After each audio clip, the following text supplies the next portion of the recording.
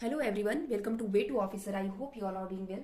सो आप सोच रहे होंगे मैं क्या कर रही थी। मैं मेंस की डीआई सॉल्व कर रही थी एंड ये डीआई जो है ये प्रोबेबिलिटी पर बेस्ड है। यस, मेंस की डीआई जो है प्रोबेबिलिटी पर बेस्ड भी आती है। तो आप लोग सोच रहे होंगे कि प्री की प्रोबेबिलिटी तो हो नहीं पाती, कभी कभी मेंस की प्रोबेबिलिटी डीआई कैसे होगी। तो यस, इस तरीके की डीआई पूछी जाती है मेंस में, specially IPS PO mains and SBI PO mains या एलआईसी डब्ल्यू, इस तरीके के जो लेवल के एग्जाम होते हैं उसके मेंस में आपको ये जरूर देखने को मिलती है। और मेंस में अधिकतर डीआई ही आपकी आती है और डीआई से ही आप जो है अपनी कट ऑफ से आगे निकलते हो। तो इसमें सभी लोग डीआई करते हैं, बट उसके लिए प्रैक्टिस भी होना बहुत जरूरी है। जितनी ज्यादा प्रैक्टिस होगी उतने इफिशियंट वे में आप कर पाओगे, क्योंकि बहुत टाइम कंज्यूमिंग होती है। इतनी टाइम कंज्यूमिंग होती है, अगर आपकी प्रैक्टिस नहीं होगी तो आप एक ही डीआई बनाते रह जाओगे एग्जाम में। और प्री की डीआई क्या होती है? प्री की डीआई बहुत ईजी होती है as compare to mains DI, right. Pre की डीआई में आपको अगर परसेंटेज पता है, आपको फ्रैक्शन वैल्यूज पता है, आप मल्टीप्लीकेशन एंड सब्सट्रैक्शन एडिशन ये सब फास्ट कर लेते हो, कैलकुलेशन आपकी फास्ट है, तो आपको आराम से डीआई आपकी बन जाएगी, आपको प्रॉब्लम नहीं होगी। अगर आप किसी से पढ़े भी नहीं हो, आपको कॉन्सेप्ट नहीं आते हैं, नहीं पता है, तो भी आप डीआई कर ले जाओगे, क्योंकि अधिकतर परसेंटेज बेस्ड डीआई ही आती है उसमें।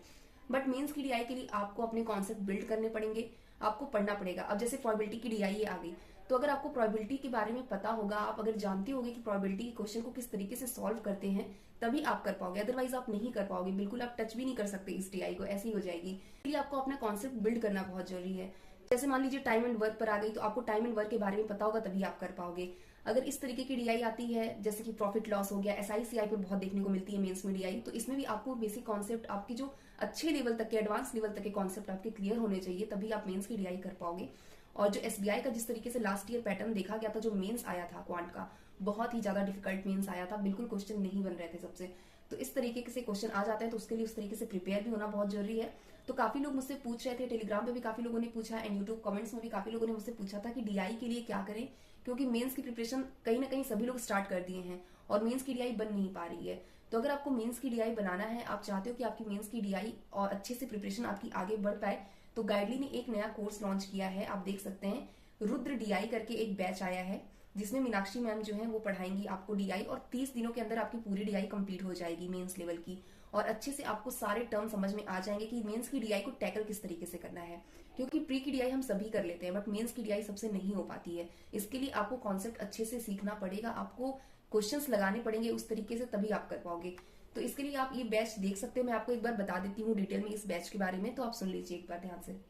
तो आप देख सकते हैं रुद्र प्रो बैच करके स्टार्ट हुआ है गाइडली पर। ये SBI PO, IPS PO, clerk, pre और मेंस दोनों के लिए है। और आप आराम से 30 दिन में अपनी पूरी डीआई के कॉन्सेप्ट को क्लियर कर लोगे।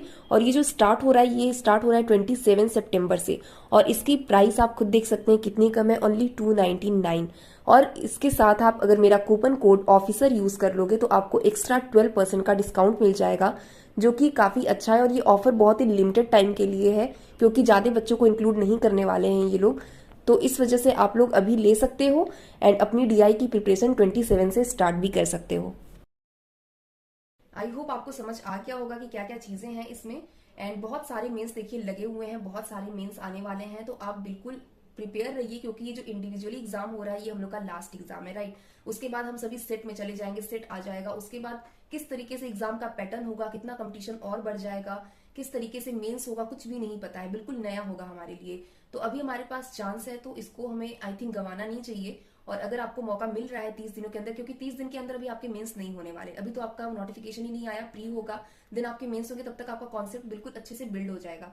तो आप इसको कंसीडर कर सकते हो, या फिर आप कहीं और से पढ़ रहे हो तो अच्छी बात है, बट अगर आप बिल्कुल नए हो, बिगिनर हो और प्रिपरेशन कर रहे हो, या बिल्कुल इसे कंसीडर कर सकते हो। आपकी मेंस लेवल डीआई जो है अच्छे से प्रिपेयर हो जाएगी, प्लस आपको गाइडली पर रहोगे तो आपको बहुत सारे पीडीएफ भी अवेलेबल हो जाते हैं।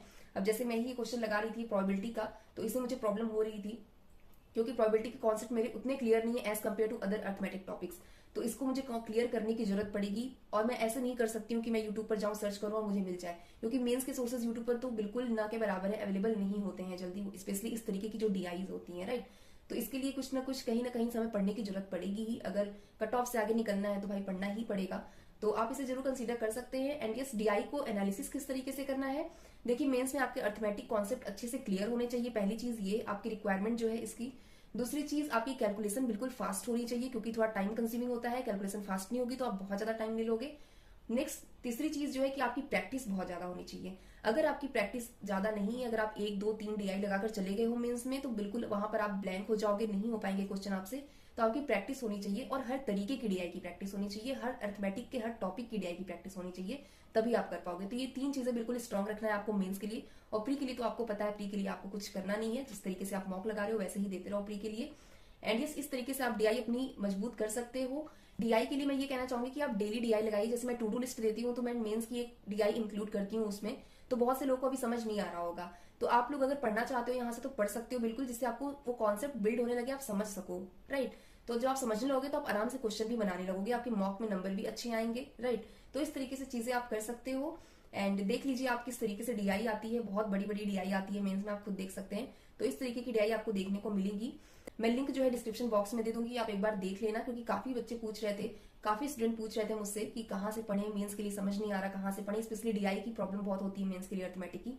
तो आप यहाँ कंसीडर कर सकते हो एक बार। मिलते हैं नेक्स्ट वीडियो में, तब तक अपना ख्याल रखिए, खुश रहिए, बेस्ट ऑफ लक।